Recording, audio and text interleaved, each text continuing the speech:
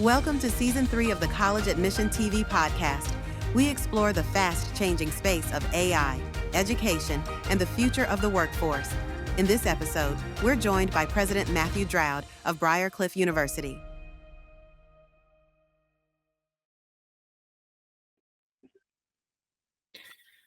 Well, welcome everyone for another episode of AI, Education, and the Future of Workforce. I am so pleased to have President Matthew Draud with us from Briar University in Iowa with us today. And how are you, President Draud?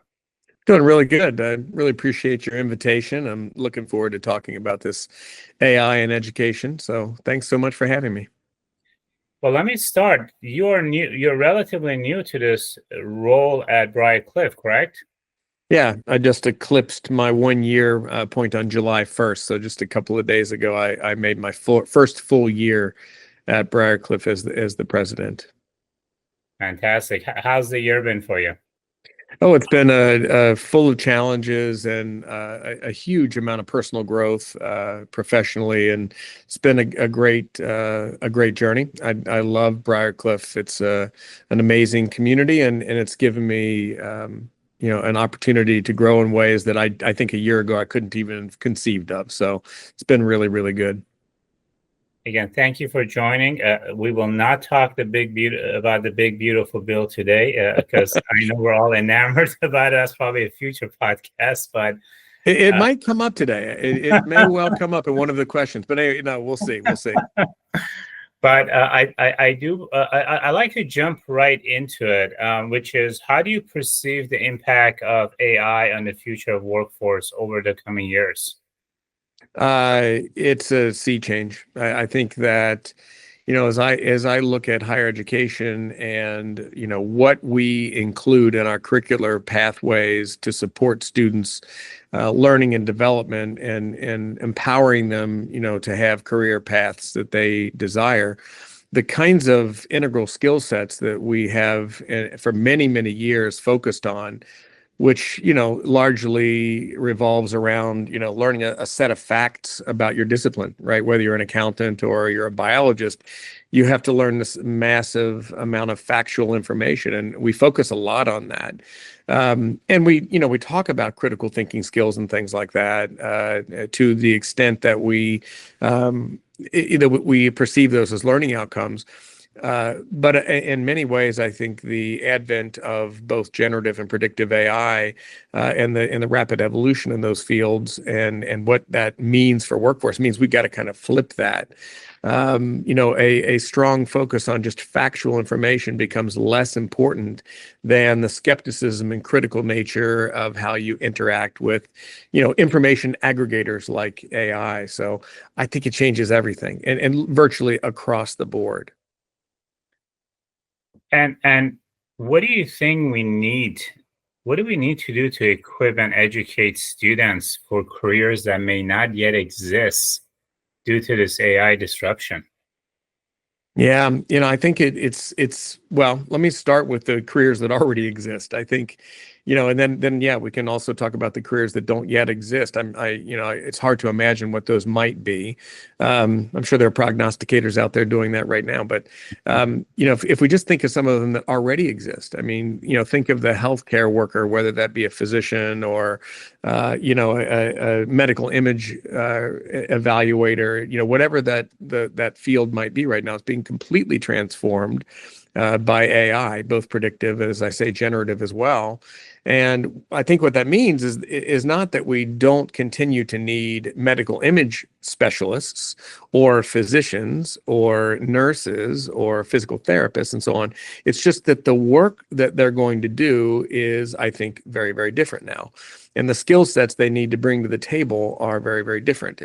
The world that they're getting into means that some of the work that's been done in the past is going to be shortened in duration, right? We can now do evaluations of medical images at a much more rapid pace. But I think the skill set for the physician is now not so much doing the analysis themselves or doing the research that, that beds that analysis in some kind of informational, background. But now it's to say, well, the predictive AI has said this about this medical image. How do I know if that's right? How do I bring a level of skepticism to the plate here to do my own research to make sure that what I'm being told here, resonates with factual reality. So I don't know. I just think it's the skill sets needed for this new world that have really changed. And I think I've said this for now a couple of years. It's the humanistic kind of skill sets that are ever so more important now than they ever have been in the past. And yeah, so that's where I see us headed, is kind of flipping the script from teaching lots of facts to knowing enough about facts to be able to be a good evaluator of the information you're getting out of an AI model. Is that factual or not? Well, talking about current industries, which industries do you perceive to be most affected by AI in a more immediate sense versus the ones that are more latent? I mean, I've mentioned healthcare. I think there's no doubt about the fact that healthcare is transforming rapidly, and therefore the skill sets needed will also be transforming rapidly. But gosh, I mean, look at accounting. Accounting is a field that's completely turned on in right now, with the ability, for AI to audit data like you could never have done with a human workforce, at least at the pace. And so I think accounting is another interesting field where that, rapid change is taking place. Law, I think, is another really interesting area where, if you're into policy or just any kind of legal things, the ability to look through contracts, to evaluate contract language, looking for deficiencies or inconsistencies or redundancies or those kinds of things. It just completely changed, but you still have to have that human that sits on top of all that to analyze, is what I'm getting out of my AI model accurate or not? So it just kind of completely changes what we're training a person to be able to do. So I'm mentioning a few. I think education in and of itself is another one of those. I mean, if you think about educating, even youth, let's suppose we're talking about an elementary school teacher, the tools that you now have to teach your students are completely different. And, you could either approach this from a fear standpoint, like I'm so afraid of imagining how students might engage with AI, maybe to be academically dishonest, or might have the wool pulled over their eyes, by an AI model that's hallucinating or whatever. You could be frozen by the fear, or you could embrace it and say, okay, well, I need to be able to teach these students how to live in this world with AI and how to, make sure they're working in that world ethically and effectively and so on. It just changes everything. I mean, I can't think of a field that it doesn't change. Look at engineering. Engineering is another great one. That's true. Yeah. I mean, you mentioned accounting. So obviously, we know AI once it's fully integrated, and there's a lot of startups now that are focused, and even large companies that are focused on really automating a big portion of AI, right?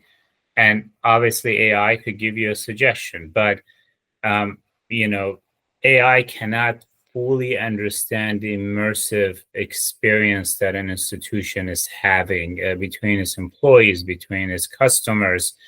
And AI can make suggestions, but is not able to potentially adapt. You need a CFO to look at all this data and say, okay, based on, I guess, it can't truly understand culture. And it can't understand people, right? So it's complementary, but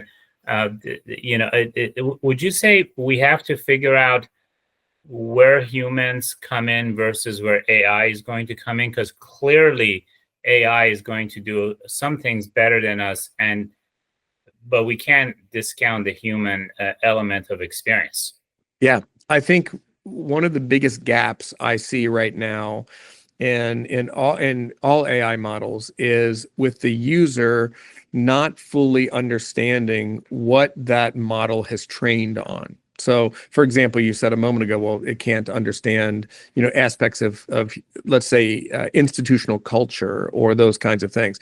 My counter to that is that it could if you trained it on it. If there was a way to effectively train a large language model or predictive AI model around culture, if you could embed that information into it, it would be just as effective at understanding that as we are.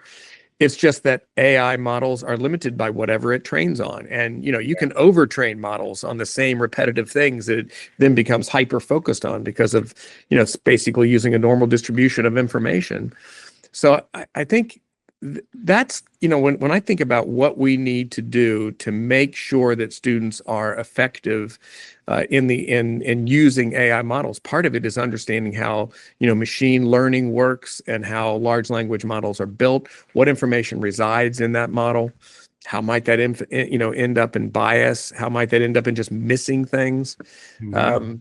Am I making sense? You see where I'm headed with this? Oh yeah, absolutely, absolutely. I think that the potential, we're at this infancy basically. There's so much to learn and to do when it comes to AI. But not every field is going to be impacted equally, just given compliance and regulations and what have you. Which fields do you believe are going to be there's going to be a latent impact or implementation of AI? So, I'm curious, which fields do you think will be impacted later in this streamline of AI disruption? I haven't given that a lot of thought in terms of the variable pace at which a field will be affected by AI. So I'm not sure I have a great answer for you. I mean, I think, if you were to name a field and then I were to think about like what the potential impacts would be, I probably, would have an idea how most fields would be impacted. I'm not sure if I have thought about that much. Do you have some thoughts on that? Yeah. I'm curious. Well, I have posterity because I do this and I keep asking this question. Obviously, healthcare around HIPAA and regulation. You can't just, there's some data you can't even put on AI, or there's a closed network AR. If you look at SEC regulations or bank regulations, those are probably going to be impacted. So private for a lot of psychologists or what have you. So some of that data from a compliance standpoint cannot be used on, especially not on OpenAI, certainly, and some of it, sensitive information can be like people's financial information can be out there, like Sarbanes-Oxley regulations. So for many years, for example, banks to this day, they still rely on mainframes for their data. They won't put it on the cloud because of some of the compliance that's out there. So, so some of the fields might have to wait for regulations to catch up with it. Yeah. Before they get implemented. So that's where the thought process is. I see you. Yeah, I get that. I think that is one of the major issues too, or building the guardrails around those privacy issues. I see what you're getting into there, and I think it feeds back to the idea that you're limited in effectiveness by whatever your model is trained on, and if you're eliminating some of these privacy issues from what you can train the model on, it limits what the model can do for you. So yeah, I see your point. Yeah, absolutely. I mean, we still don't have a lot of laws around social networks and data. And part of it, I think, is on purpose because we don't want to put too many guardrails to, slow down innovation, obviously, right? But Yeah. at the same time, we want to understand it before we put in the guardrails. So as you think ahead, are you planning to develop or implement any strategies to address the AI impact on student career readiness? Yes, we are. Last year, I was very impressed with the faculty at Briar and their openness to conversations around how we have to adjust curriculum to accommodate, for these skill sets. So they've been very proactive about it.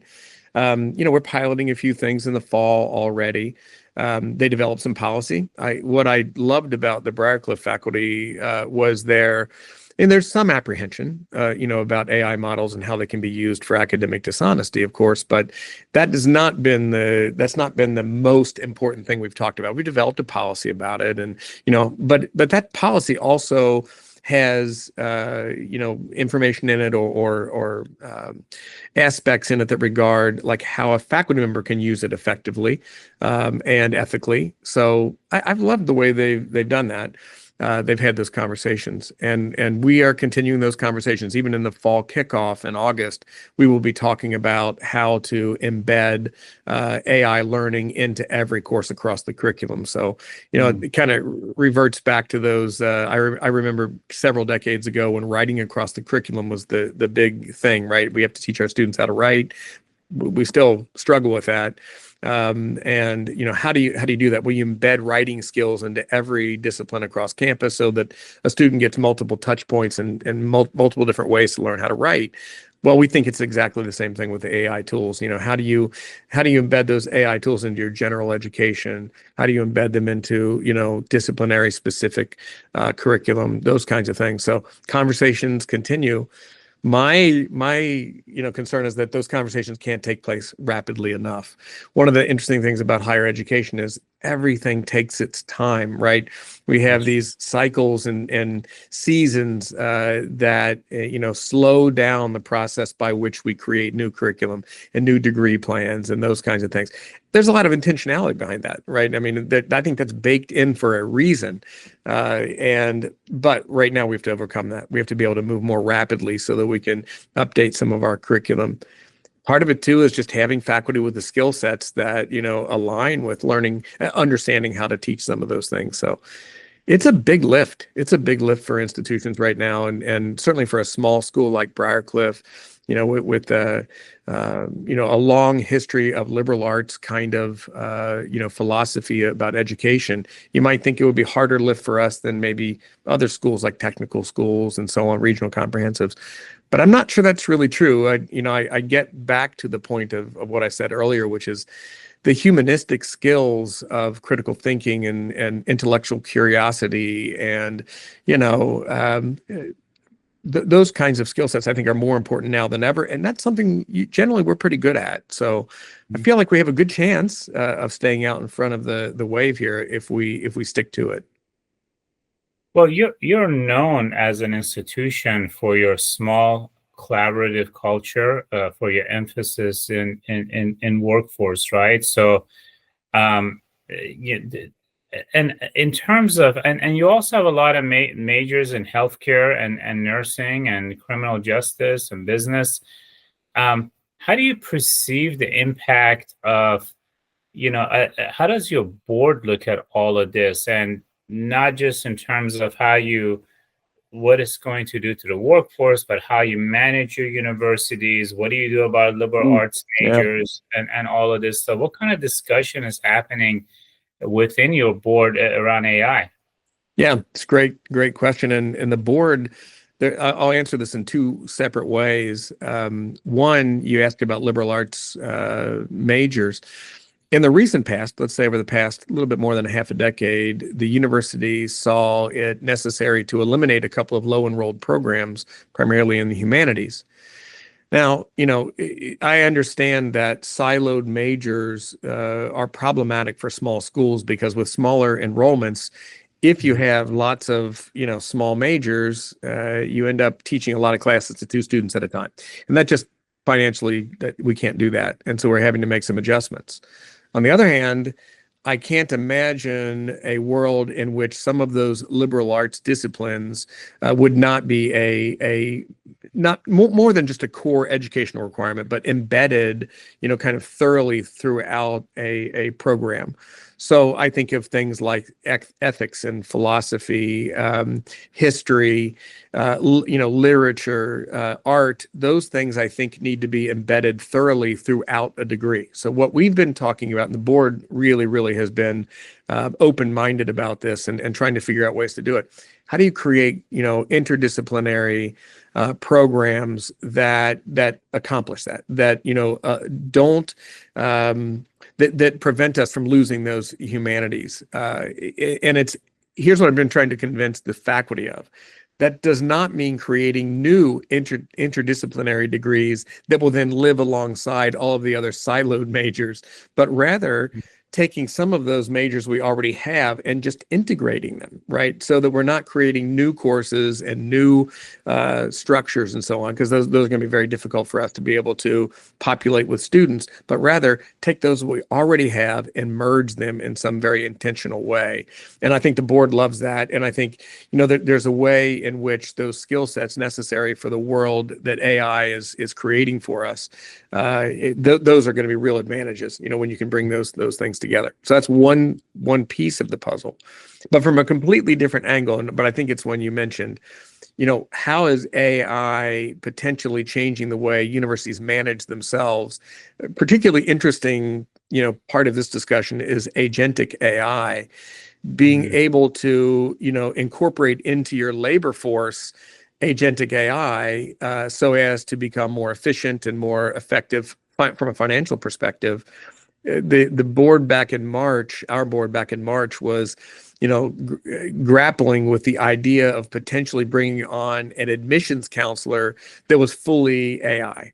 And so, do we bring in a fully AI admissions counselor who would be interacting with prospective students, responding in very nuanced ways about Briar and our mission and our values? Could it do that? So we had someone come in and basically give a demo to our board, and I think at the beginning they came up with a lot of. I think they were skeptical that this could potentially be effective for us at all. But by the time, the presentation and demo was done, I think they were more thinking like, oh wow, this really was pretty impressive, and maybe this is something we need to think of. So as we're beginning to look at all our operations across the board, understanding how AI might be able to help us, make efficiencies is really important too. So it's kind of both angles, partly from the academic side, but partly from the management side. So yeah, good conversations are going on. Yeah, it's very interesting, especially not so much retiring humanities, but really integrating it into a process as far as just from a philosophical standpoint, the ethics of AI, the use of AI, and basically where does AI begin and human end, and vice versa, right? All of that is actually kind of exciting, I would say, as far as where we are. So I did mention the big beautiful bill. Maybe there's an opportunity around that now, which is two questions come up because of AI, not the BBB, but that has something to do with it. But how do you see higher education degree granting process change in terms of accreditation, especially with this bill, how it's going to impact Pell and the certain caps he has under undergrad and graduate student loans and what have you? I think that's probably is going to impact it just as much as AI is, similarly because the finance of running an institution has become even more complex now. Yeah, it has. I think that, it remains to be seen how some of the spending caps that are in the reconciliation bill might, might affect us from an appropriation standpoint. Once the Congress begins appropriating some of those funds back to the various departments for their, expenses, I think specifically the Department of Education, some of that work is yet to be done. So it's hard to know. Now, to your point, statutory things like, the limits on loans and things like that are going to have an immediate effect on graduate programs. I think what we see are, Briar, for example, attracts a lot of students from, meager or, I don't know, their family's economic well-being and their ability to afford an education is limited. And, that it's just so many of the students we attract have to have student loans to be able to go to school, dedicate the amount of time they need in classes, and which prevents them from having full-time jobs, right? I mean, they literally can't do that at the same time they're studying to become a doctor of physical therapy, for example. And so they need to rely on those loan dollars to be able to pay their bills, their rent, their phone bills, their transportation, all of those other things, their insurance, all the other things they have to afford. And so some of those limitations in the bill are certainly going to hurt families who are who could have transformations in their families because of education. So I don't know where that's all going to go, and it's certainly going to affect universities themselves. Yeah, I think you're right. The big beautiful bill has impacts for us.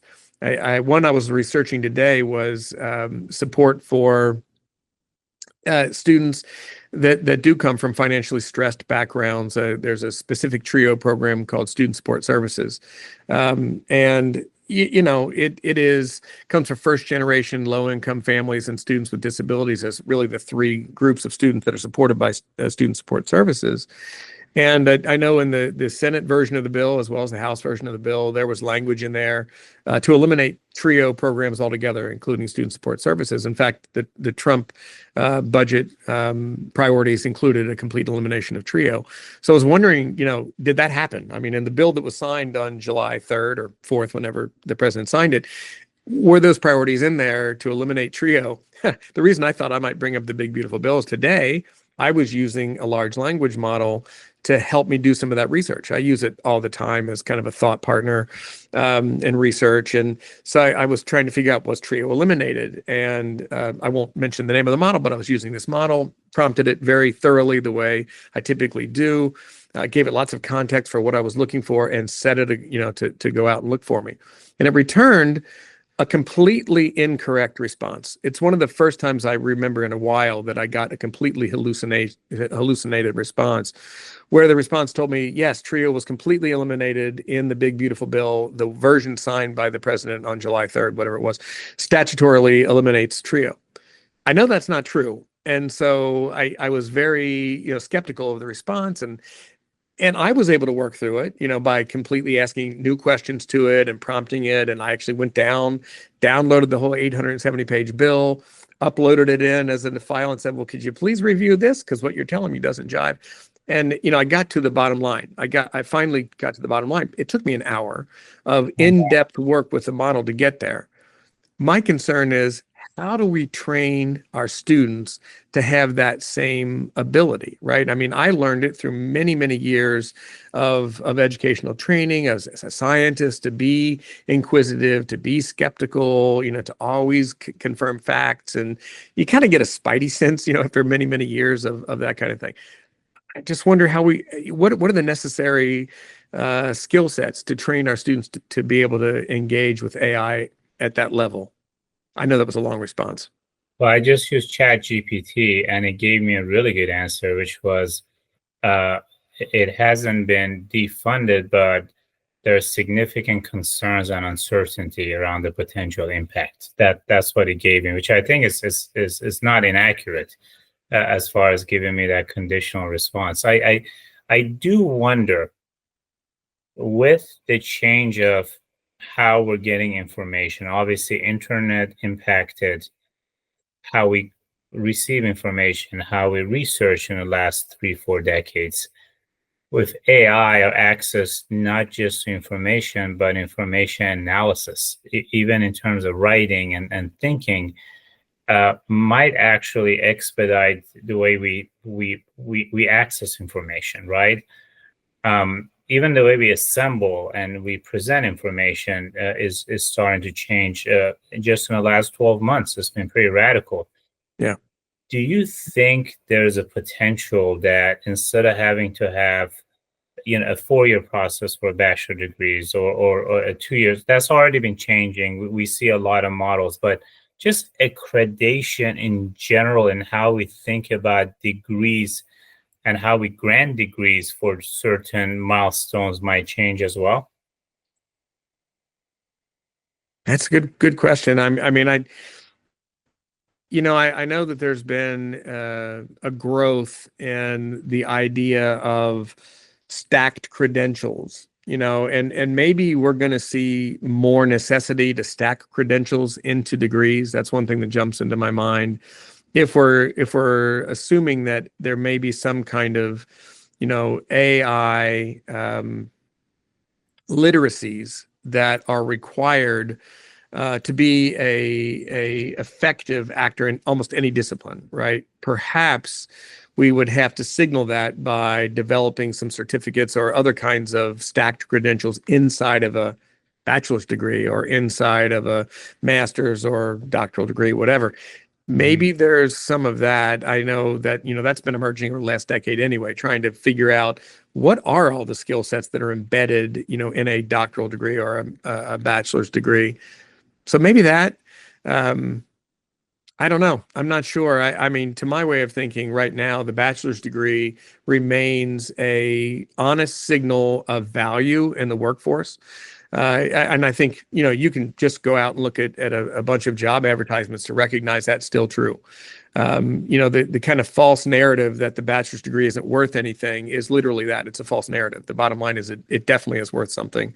It is still a very good, accurate indicator of somebody who can be an effective employee. And you just see that because that's what employers are looking for. Somebody that's got a bachelor's degree or an associate's degree or perhaps some other level. But I don't know if those will ever go away. I mean, I think of fields like occupational therapy. It's kind of an interesting one where, you go back a decade and people were talking about the fact that the master's level credential would no longer be the terminal credential, that we would change to a doctoral requirement in that field. If you were going to, be, if you were going to be hired as an occupational therapist, you would have to have a doctoral degree. Well, that's kind of reversed now. I mean, now the master's degree is just as good a signal of quality occupational therapist as the doctoral degree is, or at least that's what I'm hearing. Students who have the master's are earning about the same amount as people with the doctoral degree. So that's been an interesting one. I guess, you look at the family nurse practitioner and the doctor of nurse practitioning, similar kind of story there. They've not completely moved to the doctoral level like was predicted half a decade ago or so. Yeah, I don't know. These credentials are changing before our eyes, but I'm not sure. What do you predict? Do you have some thoughts about it? I have just looking at the tea leaves out there. Obviously, the perceived value of degree, a 4-year degree, all the surveys I've seen shows that there's a decline in the perceived value in the general public. Right. But you could see it in terms of, especially in certain demographic and the job market. Like everything in education, there's not one answer. There are multiple answers to what's happening. Obviously, the big, beautiful bill has proposed Pell Grants for short-term programs. There's the Workforce Innovation Opportunity Act funds that's been around for, technical certification, apprenticeship.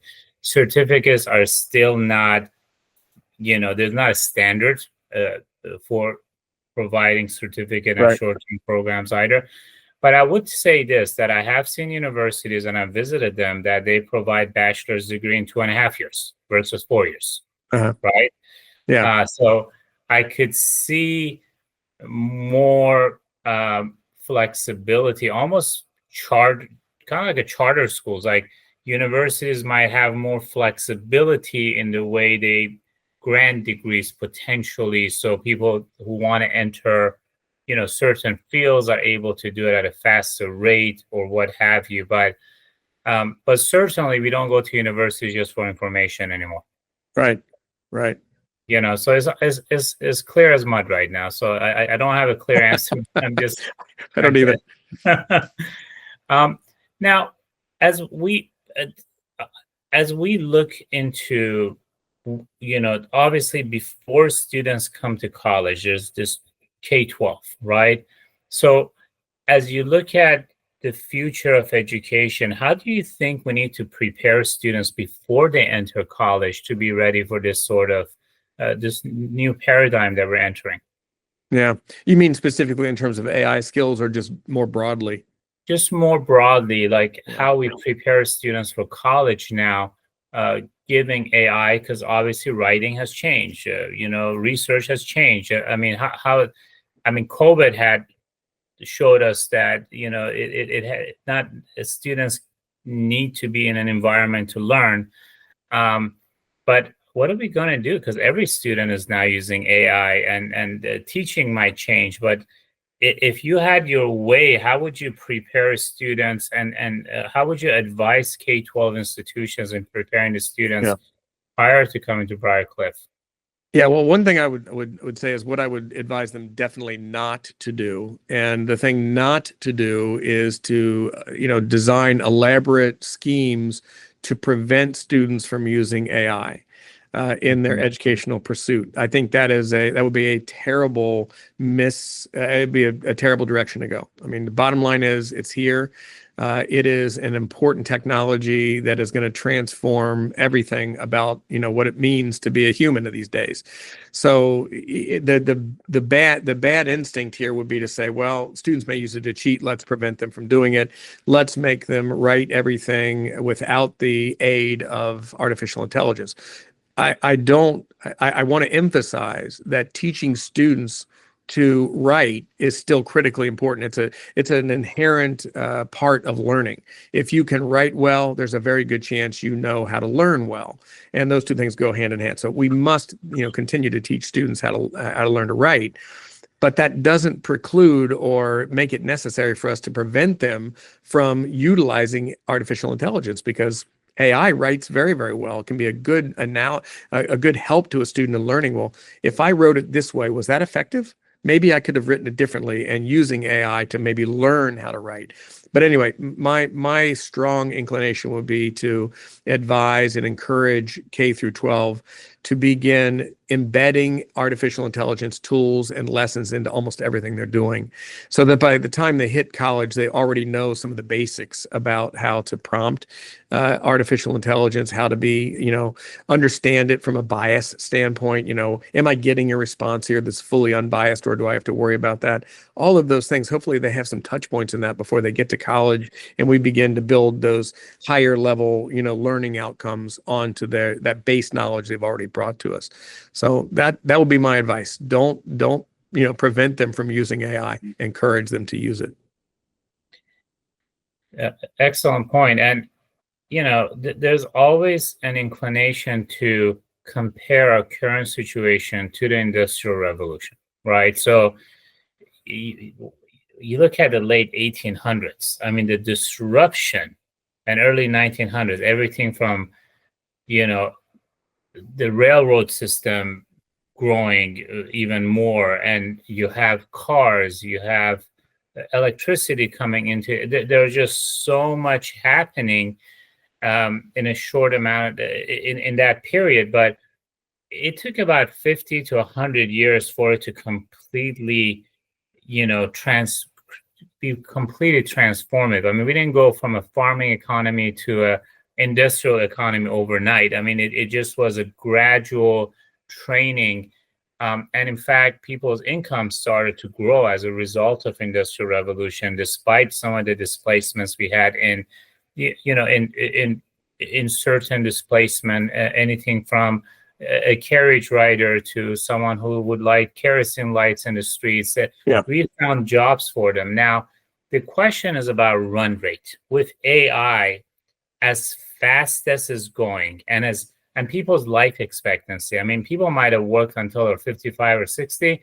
Now they're working in their 80s sometimes. Or sometimes if you're Warren Buffett, in your 90s. But the point here is, do we have enough run rate to retool our economy so we could actually not have massive of tens of millions of job displacements? Yeah.